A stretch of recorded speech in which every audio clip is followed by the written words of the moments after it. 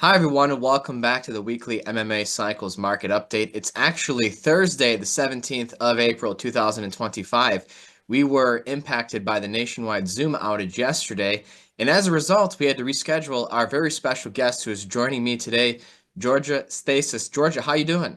I'm doing very well. Thank you, Johnny. How are Well, you? I'm great, and I'm so glad you've been able to join me today, and thank you for being flexible. I'm really glad to have you on because there's a lot of mundane excitement going on in the world, and what better person to have a conversation with about that than you? So let's go ahead and get into it.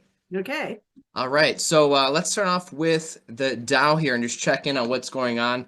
We are still seeing some more selling in stocks right now. We had Jerome Powell come out yesterday and give a press conference where he basically said no rush on raising interest rates. He's concerned about inflation when it comes to tariffs and unemployment. Meanwhile, you had the European Central Bank cut interest rates again today.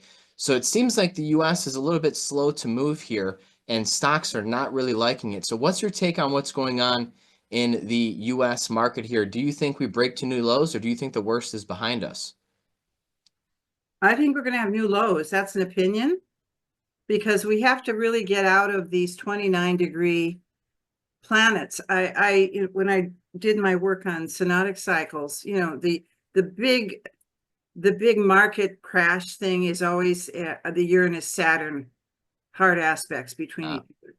And there was a Uranus Saturn conjunction, which is about a 46-year cycle that started right around 1988, just as the Soviet Union was breaking up into parts. yeah, And that was 29 degrees Sagittarius, 55 minutes. wow. And so now we're at the opening square, the first quarter square of 29-degree Pisces, 55 minutes. And Saturn, it's gonna crawl over on May 24th to 0 Aries, but it's coming back Right, right, to right. that degree until we get over to about February 20th of 2026. But it takes a little bit of time for things to move forward. So I don't think it's over. Plus, we have Neptune still. Neptune, dissolves, also creates mergers, dissolutions. We have that also squaring the Saturn Uranus conjunction of 1988. So I don't know. I mean, I honestly think we're going to still have some drops, some ups, and because it's a very unstable market right now. We have a Yeah. fairly unstable situation. Let's just put it that way. Certainly. Okay. Well, there's a lot of mutable, no doubt about it. There, And there's a lot of mutable, and yeah, also the north and the south node, which are running with the eclipses, of course. yeah. The south node is in Virgo, the north node is in Pisces, where this whole and Venus retrograde, it's all on the square to that 29 Sag 55 minutes. So I think we're going to still have some drops. I think Well, there's, you mentioned the Soviet Union. It's amazing to see how, now it seems like China's in the crosshair with all this tariff stuff. yeah, One of the things when we talk about Neptune, I'm glad you brought that up. Think about how many goods are shipped via yes, via sea, right? So like we don't often think about Neptune via long distance trade. It's usually Jupiter, but Jupiter and Neptune co-rule Pisces, which is, you had to go on the seas to do international trade, most of it's it back shipping, it's before. shipping, it's Yeah, it's shipping, shipping. right? So a lot of that stuff is playing out, and now it seems it's like more tech. I do have the Nasdaq 100 up on here. Oh, you There do, was some big Nvidia news earlier this week. yeah, They were banned from exporting a certain chip from China, taking a $5 billion write yeah, down on their revenue. And as I sit here and look at the tech sector, which is so important for the U.S. market, tech makes up like 30% of the S&P 500. It's a big problem. Now, I think we will get past it. And, bigger picture, I'm still kind of optimistic around tech because of the Uranus-Pluto trine that starts next year. But that's so far right. away, and how much damage can be done before then? I think that's the big question. So anything that you want to comment on specifically regarding technology or any of these big tech companies that seem to be in the crosshairs of these tariffs? Well, the Saturn Neptune conjunction, you brought it up. Neptune is shipping, Yeah. and they're not really going to be legally conjunct until late February of next year, but in July they will be um, partile within 13 minutes. Yeah, well, that's pretty close. Yeah. That's pretty close, right? Yeah. And Yeah. then we also have the Jupiter square Saturn coming up in mid-June and the Jupiter square Neptune, Yeah. which is the inflationary. Anytime Neptune goes into a fire sign, we have major inflation. Right. So it's not a surprise that that the Fed said yesterday, look, we're heading into inflation. So I think the tech sector is even in trouble here. Or there'll be a lot of mergers. Yeah. Well, Pluto and Aquarius makes me Yeah. wonder if there's gonna be some sort of, big bailout. I mean, Yeah. Intel's been having some issues. Like, Right. for a long time we were focused on bailing out the banks. Well, a lot of these tech companies, especially with crypto, I mean, is that going to be a big part of banking now? We're going to have to see some, government involvement in these tech companies because they've become so important as part of the economy. So, Well, this thing with crypto is also interesting you're bringing that up, because when I was doing my currency workshop research, I did a few workshops with that over the years. And one of the research things that came up was every time historically Pluto entered the air signs, which is rare, Gemini, Aquarius is where it is now, or Libra. Every time it happened from 0 to 3 degrees of the air sign, there was lots of changes with the kinds of currencies that were being used, because the economies were changing so rapidly and they had to keep adjusting to that. yeah. And not until it got past the 3-degree air did we start to see some sort of currency that worked. Okay, so this year, Pluto's going to go retrograde at 3 degrees and change, but it only moves 2 degrees a year. So it's going to go all the way back to, I think, what is it? I have it here. Pluto will go direct at 1 Aquarius 22 minutes, October 13th. So I don't think that even the crypto thing is solid yet. Everything is I think it's good to be in a cash position right now, quite frankly, but I'm a conservative investor. So I like being in a cash position. At least the rates are still okay. I mean, they're I not was just going to good, say that. Yeah. but they're Yeah. really good, and if the market keeps going the way it's going, I mean, I think there's going to be some great buying opportunities. I think we're going to see some problems with oil as well, because historically, every time Saturn, Neptune conjoin, we had the Exxon Valdez happen exactly on a Saturn Neptune conjunction. So you Really? see, Oh, wow. Wow. yeah, Yeah. it was a precise hit, like within days of the Saturn Neptune conjunction.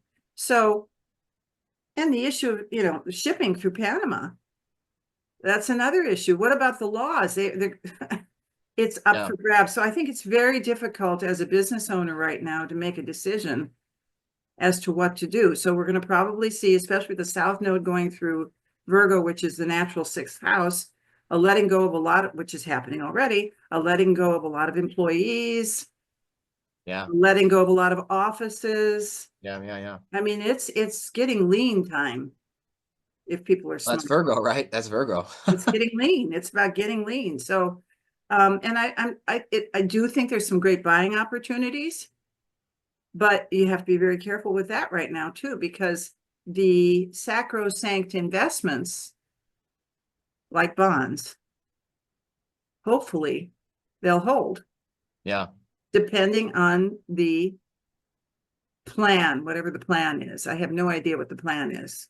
Doesn't make any sense to me. So, and Well, if I can just say one more thing. yeah. I think that what we're seeing is, and I think it's rather foolish on the United States part, we're seeing, well, we're not going to do business with you unless you do it our way.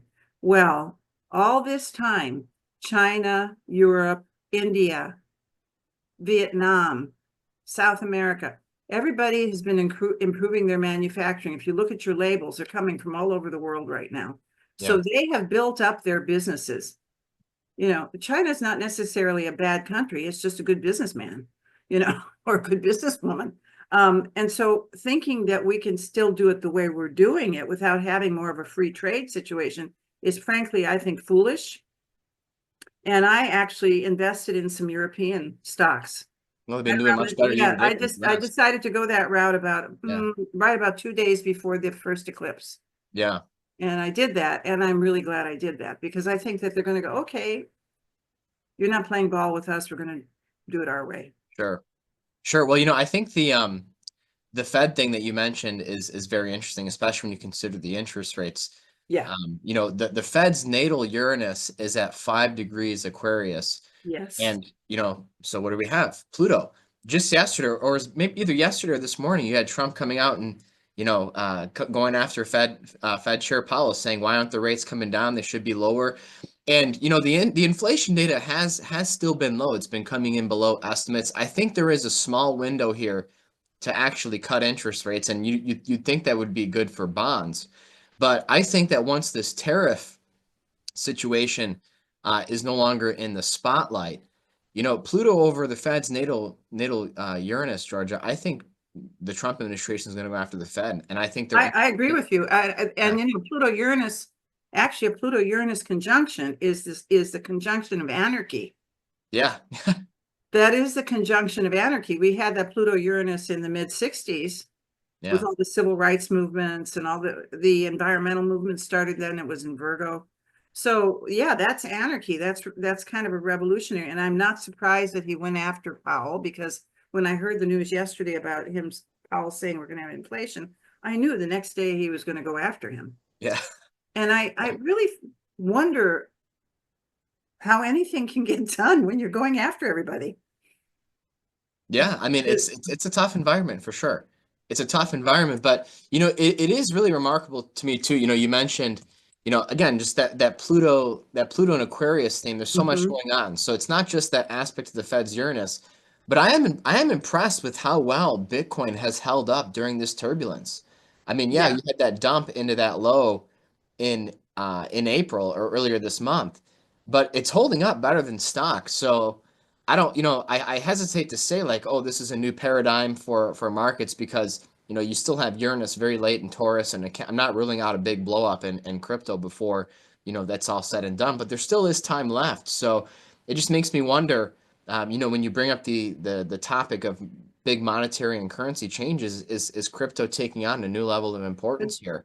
It So could, once it has a more solid base, I think. yeah, I think we haven't seen all the parts yet, yeah, to make it work. Because about 30 years ago, I was sitting in maybe 35 years ago, I was sitting in a conference, astrology conference, and Bill Meridian was speaking. I think it was Bill. And at the time, I thought to myself, we're going to have a world currency. I actually told myself that at the time, but I couldn't figure out how that was going to happen. And mhm, basically, until all these parts come together, this could be the world currency. This could be it. yeah. So then, which is the blank spot that I can't see yet. So how do you make that work? And I think part of it is you have to not have the kinds of tariffs we're having right now. You Yeah, know, if you're gonna have free flowing money. you have to have more free flow of money and payments. So, yeah, I do think ultimately we're going to have crypto, but there's something about it that's not quite tweaked yet. And I don't know what that is. I don't know what that is yet. Hmm. Well, in the meantime, we have another old currency that continues to do very well, gold. Price of gold Yeah. hitting new all-time highs yesterday. Silver lagging a little bit behind, but this has been a very impressive move. I'm actually going to zoom out here so viewers can see just the magnitude of this move. I mean, from the start of this year, the price of gold's up like $600-700. It's outperforming the S&P 500 now across a 20-year time frame. I mean, this is an absolutely remarkable move, and I think it speaks to the level of uncertainty. The dollar's getting dumped. Yes. Even though the European Central Bank is lowering rates and the US isn't moving on rates, the euro is still appreciating. And I think a lot of the gold buying that we're seeing is coming from China as well, and just parts of Asia because of this trade reshuffling.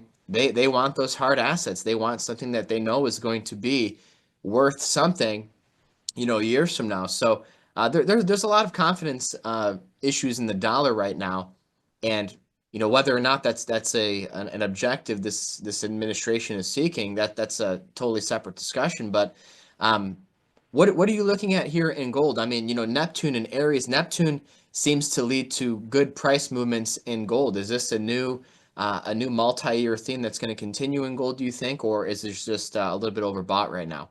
Well, we went off the gold standard the week that Neptune stationed direct at 0 degrees of Sagittarius. Oh wow, at zero of a fire Zero sign. Love degrees that. Sagittarius, August, Huh. I think 72. I Yeah. think it's August of 72. So Neptune had just gone direct at 0. So here we are again at 0.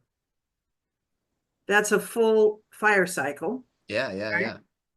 And I do think gold's going to do very well. I mean, it's posited by Mars, right? Yeah. And then what Mining, happens? mining. Yeah, mining, exactly. Yeah. And then what happens when, I mean, it's going to take about 4 years, but what's going to happen when Neptune goes to about 10 to 11 degrees of Aries? That's going to be the Leo decadent. Yeah, yeah, yeah. And so I think, yeah, I think, and they need the gold. And why do they need, it's not just to have the gold, hang out with gold. You need that for the technology. Yeah. It's not so much to show it for payment, but you need it for the technology. So where is the mining? And you're correct. I think that that's what we're going to see is mining for gold or some of these crucial minerals, you know. Well, I still think we're kind of early in this precious metal rally, and one of the Yeah, reasons why I think that is because, at the end of May we have Jupiter ingressing into Cancer as yeah, well. yeah. Cancer, Moon, Silver. I mean, the Sun's exalted in Aries too, so you have two very inflationary planets in Jupiter and Neptune, both in signs that are linked to precious metals or mining. I mean, Yeah, I think that it's I an actually think there's interesting more point. value in silver in the near term, but I'm with you. I think that there still is a lot more upside on this metal trade. Yeah, the silver, what is it, 13 to 1, because silver is the moon, 13 months, Yeah, and the yeah, sun is once a year, right? yeah, And silver is more affordable, yeah. so I was trying to remember, I loved chemistry. I loved chemistry. I loved it. I almost became a chemist. And I remember the symbols. I know gold, I think was it gold was AU and what Yeah, was silver silver? is AG. Yeah, AG, right, Yeah, right, yeah, yeah, AG. And another thing, speaking of AG, agriculture, because I'm involved in that yeah. business. We have farms in the Midwest, our company, and this is a concern. I mean, I wish that the government would pay more attention to what the farmers are doing because the farmers have all these commitments with other countries. Yeah. And they're a little upset right now with this administration because there's promises that haven't been met in terms of trade. And because I know that China was buying about 25% of our soybean crop. Yeah. And now they've gone off to Brazil because of this trade war. And so what do the farmers do? And I know that a lot of these Oh, farmers, the young ones, because the farms run through families usually, but a lot of the families in the last maybe 15 years started letting go of their farms. And so what happens when you own a farm now, you lease it to a farmer who's been there forever, who has a big company. Long story short, a lot of the younger farmers who have stayed with the families had made commitments in the last 2 years with the government to, we're going to put our money up. The farmers going to put their money up to put up the solar panels, to put up the electric or the watering systems, the drainage systems, with the promise from the government that they would be paid back.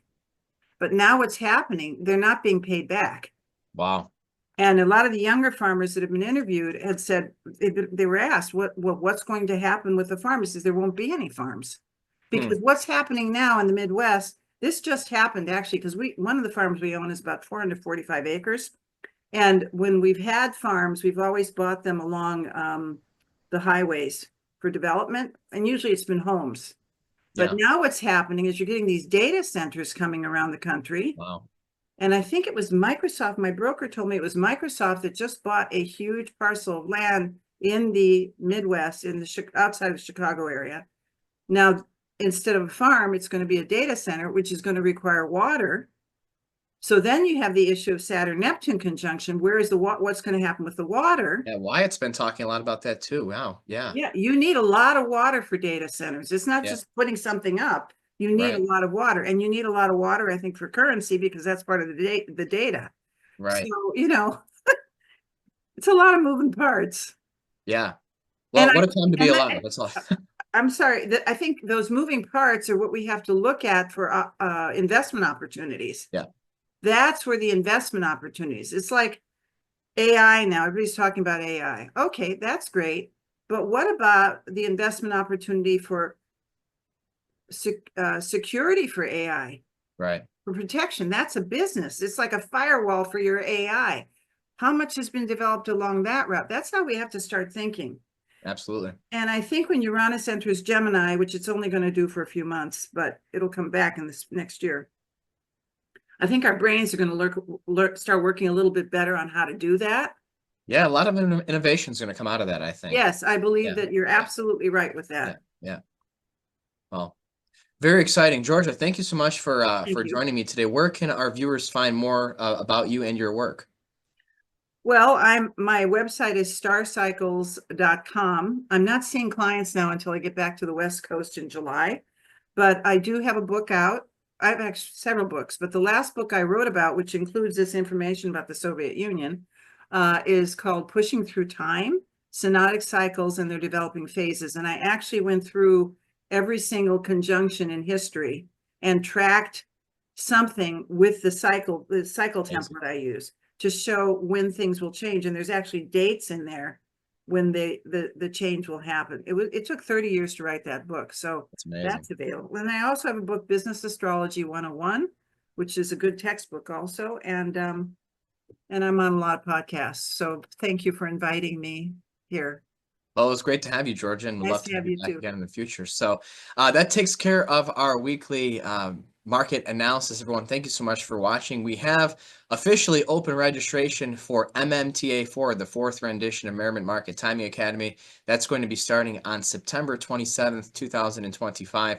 If you want to learn more, please send us an email at customerservice@mmacycles.com. The monthly cycles report was also just issued in the last couple of days, and next week we will have our monthly Shanghai update as well. Very interesting things happening in China that you should be fully aware of. So that's all for now. Georgia, thanks again for joining me. Thanks.